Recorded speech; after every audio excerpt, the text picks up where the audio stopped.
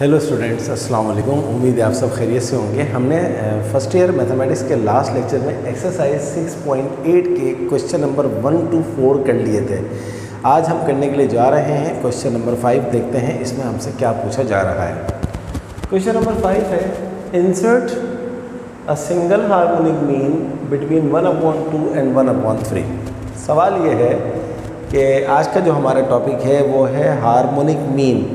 तो दो नंबर्स के बीच में अगर आपको एक हार्मोनिक मीन डालनी हो, दो नंबर्स के बीच में अगर आपको एक हार्मोनिक मीन डालनी हो तो उसका फॉर्मूला ये बोर्ड पे लिखा हुआ है। Harmonic mean between A and B is H = 2AB upon A + B। ये आपको याद रखना है। तो आपके पास जो क्वेश्चन दिया हुआ है 1/2 एंड 1/3। अब आपने करना क्या है, पहले नंबर को आप A कह दीजिए, दूसरे नंबर को आप B कह दीजिए। अब आप लिखें formula H = 2AB upon A + B। ये formula H stands for harmonic mean का है। कब हार्मोनिक मीन में यूज़ होता है? जब आपको सिंपल एक जो है वो नंबर इंसर्ट किया जाए। तो ये लिखा है ना, अ सिंगल हार्मोनिक मीन। तो सिंगल हार्मोनिक मीन निकालने के लिए आपके पास फॉर्मूला क्या है? 2 × A × B upon A + B। So 2 × A हमारे पास है 1/2 × B यानी कि 1/3 अपॉन A + B 1/2 + 1/3। तो harmonic mean is equal to 2 से 2 कट गया है, यहाँ पर आ गया हमारे पास 1/3 अपॉन 2 और 3 का आप ले लीजिए LCM, ये 6 हो जाएगा। 2 × 3 = 6, 3 × 1 = 3, 3 × 2 = 6, 2 × 1 = 2। तो 1/3 अपॉन 3 + 2 होता है 5, 5/6, 1/3। इसको आप उल्टा करते हैं 6/5। तो 3 × 2 = 6, 2/5। 2/5 जो है वो हमारे पास क्या आ गया? आंसर आ गया। इसका आंसर बुक में चेक करते हैं कि क्या आ रहा है। 6.8 का क्वेश्चन नंबर 5 का पार्ट 1, 2/5। Yes, 100% correct. तो अगर आपको सिंगल हार्मोनिक मीन डालनी है, सिंगल माने एक हार्मोनिक मीन डालनी है, तो आप ये फॉर्मूला यूज़ करेंगे। अब अगला पार्ट देखें आप इसका। आई होप यू अंडरस्टैंड। इसका फॉर्मूला याद कर लीजिएगा। अब हम अगला देखते हैं कि अगले में हमसे क्या पूछ रहे हैं। अगले में हमसे कह रहा है पार्ट 2 में, insert 4 harmonic means between 12 and 48/5। कहता है 4 हार्मोनिक मीन डालो, किसके दरमियान? 12 और 48/5 के दरमियान। यानी कि 12 H1 H2 H3 H4 and 48/5। So you have to find H1 H2 H3 and H4। तो ये जो फॉर्मूला था H = 2AB upon A + B, ये तो एक मीन डालने का फॉर्मूला था। बट एक से ज़्यादा अगर आपको मीन निकालने हो तो आप यूज़ करते हैं ये वाला formula. n harmonic means between A and B is n + 1 × AB upon NA + B। But students ये फॉर्मूला लगाएंगे, हार्मोनिक मीन निकालेंगे, आंसर सही आ जाएगा, बट बहुत लंबा काम है। इससे ज़्यादा आसान काम क्या है कि अगर हम इस हार्मोनिक को कन्वर्ट कर दें अर्थमेटिक के अंदर, तो हमारा काम बहुत जल्दी हो जाएगा। आप जानते हैं कि हार्मोनिक को अर्थमेटिक में कन्वर्ट कैसे करते हैं। आप हार्मोनिक को अर्थमेटिक में कन्वर्ट करने के लिए आप रेसिप्रोकल कर लेते हैं। तो अगर आप इसको बनाएं AP, अगर आप इसको अर्थमेटिक बनाएं तो ये 12 क्या हो जाएगा? 1/12। और अब ये हार्मोनिक मीन बन जाएगी arithmetic mean, A1 A2 A3 A4, और ये भी उल्टा हो जाएगा 5/48। बात समझ में आई? अब ये हार्मोनिक नहीं है, अब ये अर्थमेटिक है। तो अब आपको जब अर्थमेटिक करना होगा तो आप अगला काम क्या करेंगे? बहुत इम्पोर्टेंट काम वो ये है कि आपको अब अर्थमेटिक का एक फॉर्मूला लिखना है। छोटा सा फॉर्मूला है, ये फार्मूला मैं ले आया। फार्मूला ये है कि आपको सबसे पहले निकालना होगा डी। टी कैसे निकलता है, उसका फॉर्मूला होता है b माइनस ए अपॉन n प्लस 1।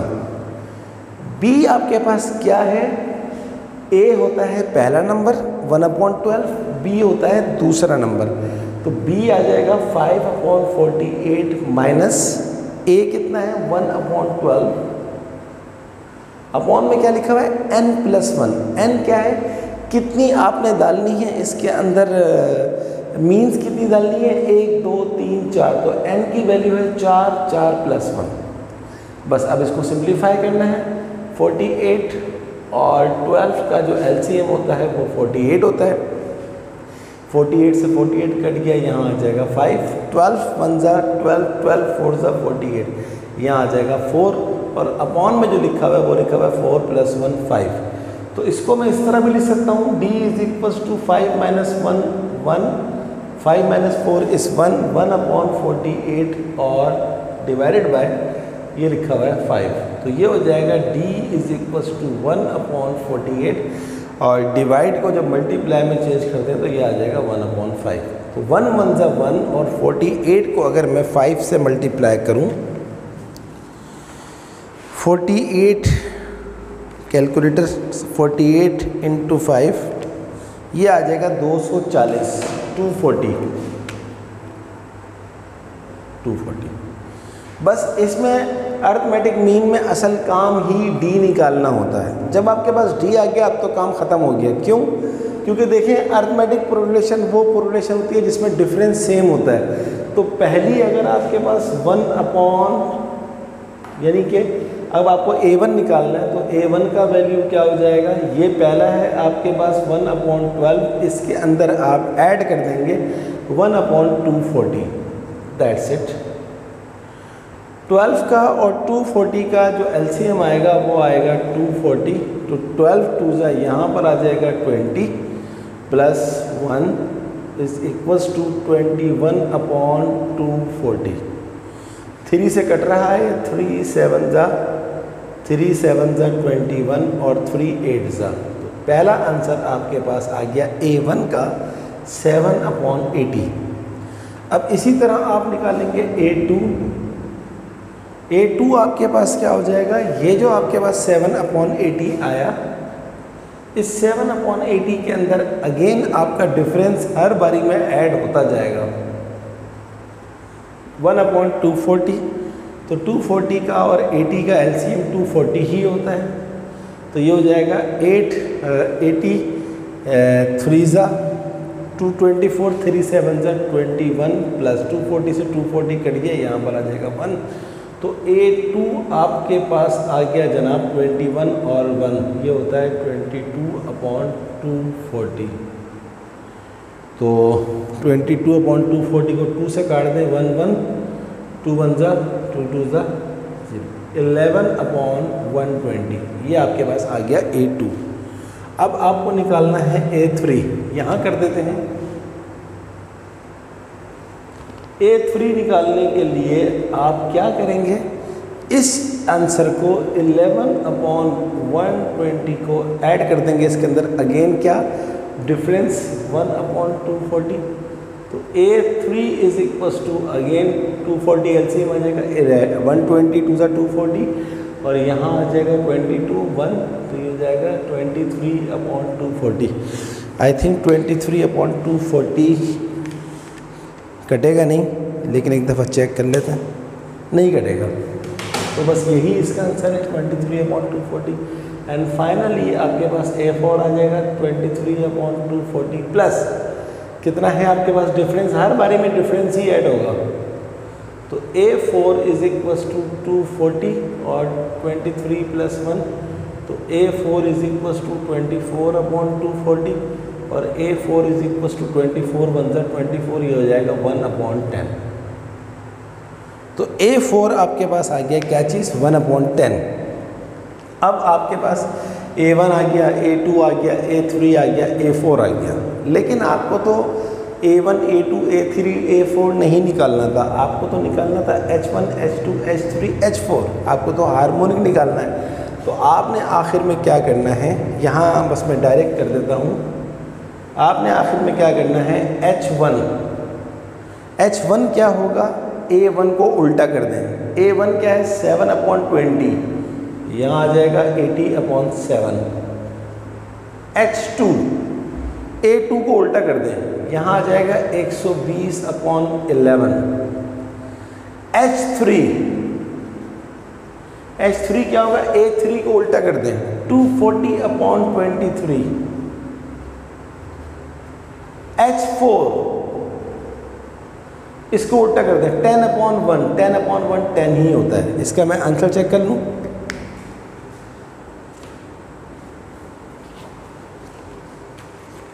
क्या आ रहा है जनाब, 80/7।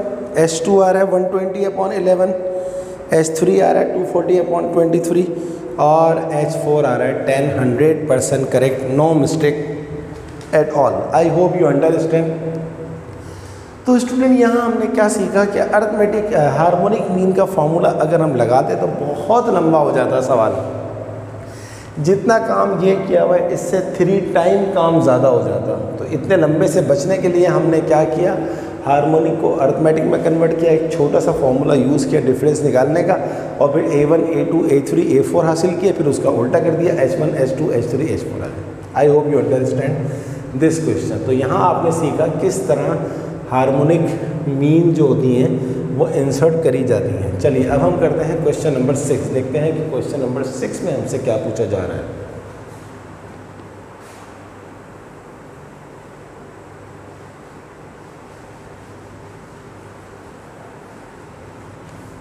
बहुत आसान एक्सरसाइज थी है, थोड़े से ही सवाल बाकी रह गए। What is question number 6 is, if the pth term of an HP is Q, comma, the qth term is P,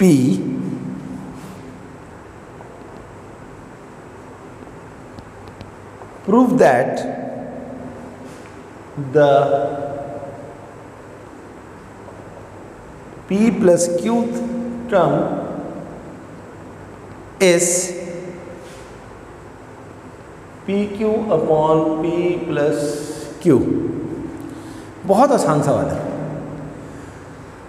कहता है कि अगर pth term of an HP harmonic progression की पीथ टर्म अगर Q हो, यानी कि TP जो है वो दिया हुआ है Q, और कहता है the qth term is P, और TQ का जो वैल्यू है वो है हमारे पास P। तो कहता है साबित करो, साबित करो का मतलब है to prove TP plus Q जो है वो ये आना चाहिए PQ upon P plus Q, ये ला के दिखाना है आपको। तो बहुत आसान सवाल है। आप जानते हैं कि अगर 3 टर्म्स की बात हो रही हो जिसमें से आपको 2 टर्म्स दी हुई हों और तीसरी टर्म आपको निकालनी हो, तो आप यूज़ करते हैं एक हार्मोनिक का इम्पॉर्टेंट थ्योरम। थ्योरम क्या कहता है कि 1/x, पहली टर्म की वैल्यू क्या दी हुई है Q, तो यहाँ पर हमारे पास आ जाएगा Q। सफाई से लिखते हैं ताकि आपको नजर सही आए। और दूसरी टर्म 1/y, दूसरी टर्म की वैल्यू क्या दी हुई है P। तीसरी टर्म की वैल्यू आपको निकालनी है जो कि ये आनी चाहिए PQ upon P plus Q। P क्या होता है, जो आपको टर्म दी हुई है, P की जगह पर इत्तेफाक की बात है P ही लिखा हुआ है, और Q की जगह पर इत्तेफाक की बात है Q ही लिखा हुआ है, और R की जगह पर क्या लिखेंगे आप, P प्लस Q लिखेंगे, और आखिर में क्या लिखा हुआ है 1 1 1। ये है इसका डिटर्मिनेंट, और ये डिटर्मिनेंट 0 के बराबर होता है, ये थ्योरम है। अब डिटर्मिनेंट किस तरह निकलता है, पहला नंबर आप निकालेंगे बाहर 1/Q, तो पहली रो गायब, पहला कॉलम गायब। क्यू को 1 से करेंगे तो आपके पास आ जाएगा क्यू, माइनस का साइन लगाएंगे, 1 को p प्लस क्यू से करेंगे तो ये हो जाएगा माइनस पी माइनस क्यू, क्योंकि ये माइनस जो है वो दोनों की साइन चेंज कर देगी, ब्रैकेट बंद। अगली वाली आती है माइनस के अंदर, तो माइनस में जब आएगी तो p को 1 से करेंगे तो ये हो जाएगा p माइनस 1 को p प्लस क्यू से करेंगे, अगेन दोनों माइनस में हो जाएंगी। तीसरी वाली है 1 अपॉन z, प्लस में आएगी p into 1 p, q into 1 q, p minus Q, और इज इक्वल टू क्या आ जाएगा, 0 आ जाएगा। आगे चलते हैं 1 अपॉन q। अब आप गौर से देखें, माइनस क्यू से प्लस क्यू कट गया तो यहाँ पर हमारे पास आ जाएगा minus p, minus 1 upon p। गौर से देखें, माइनस p से कट गया, यह आ गया minus q, simple minus q आया, प्लस 1 अपॉन z, यहाँ पर कुछ भी नहीं कट रहा तो एज इट इज आ जाएगा 0। टारगेट क्या है, z की वैल्यू ला के दिखानी है। Minus p into 1 minus p upon q, minus minus plus q into 1 q upon p, plus 1 upon z p minus q is equal to 0। अब आप ये करें कि इन दोनों को उठा के उधर ले जाएं। जब ये माइनस पी अपॉन क्यू वहाँ जाएगा, बल्कि इसको पहले लिखते हैं 1 upon Z P minus Q is equal to, ये माइनस पी अपॉन क्यू वहाँ जाएगा तो ये हो जाएगा प्लस पी अपॉन क्यू, ये प्लस क्यू अपॉन पी वहाँ जाएगा तो ये हो जाएगा माइनस क्यू अपॉन पी। अगले स्टेप में आप क्या करें, 1 upon Z is equal to P Q का एलसीएम ले ले तो ये हो जाएगा, सॉरी पहले मैं इसको पूरा लिख दूँ, 1 अपॉन जेड, यहाँ पर आ जाएगा p minus Q is equal to P Q का आप ले लेंगे एलसीएम, तो q से q कट जाएगा, p से p मल्टीप्लाई होगा तो ये हो जाएगा p स्क्वायर, p से p कट जाएगा, q से q मल्टीप्लाई होगा तो ये हो जाएगा q स्क्वायर। आगे चलिए, 1 upon Z p minus Q is equal to, आप जानते हैं a square minus B square का फॉर्मूला क्या होता है, a minus B into A plus B upon में क्या लिखा हुआ है, पी क्यू। अब आप गौर से देखें, ये p माइनस क्यू से कट गया, ये पी क्यू यहाँ पर क्या हो रहा है, मल्टीप्लाई हो रहा है, वहाँ डिवाइड हो रहा है, वहाँ जाके 1 से मल्टीप्लाई हो जाएगा तो ये हो जाएगा पी क्यू, और ये p प्लस क्यू यहाँ मल्टीप्लाई हो रहा है, यहाँ आके हो जाएगा डिवाइड, और ये z यहाँ डिवाइड हो रहा है, वहाँ जाके 1 से मल्टीप्लाई होगा तो वहाँ आ जाएगा z। और आप देख लीजिए, आपको उसने क्या कहा था कि p प्लस क्यू टर्म का आंसर क्या आना चाहिए, P Q upon P plus Q, P plus Q term का आंसर क्या आ रहा है, P Q upon P plus Q, proofed. यही तो उसने आपसे मांगा था। तो देखा आपने, ये थ्योरम से ये सवाल कितना आसान हो गया। बाज़ बच्चे इसको थ्योरम के बगैर करते हैं, सवाल 4 पेज का हो जाता है, इससे सवाल बहुत ही आसान हो गया आपका। चलिए अब हम करते हैं क्वेश्चन नंबर 7, देखते हैं कि क्वेश्चन नंबर 7 में हमसे क्या पूछा जा रहा है। Let's have a look question number 7। देखते हैं जनाब के क्वेश्चन नंबर 7 की रिक्वायरमेंट क्या है। What is the requirement of question number 7? The pth term of an HP is Q and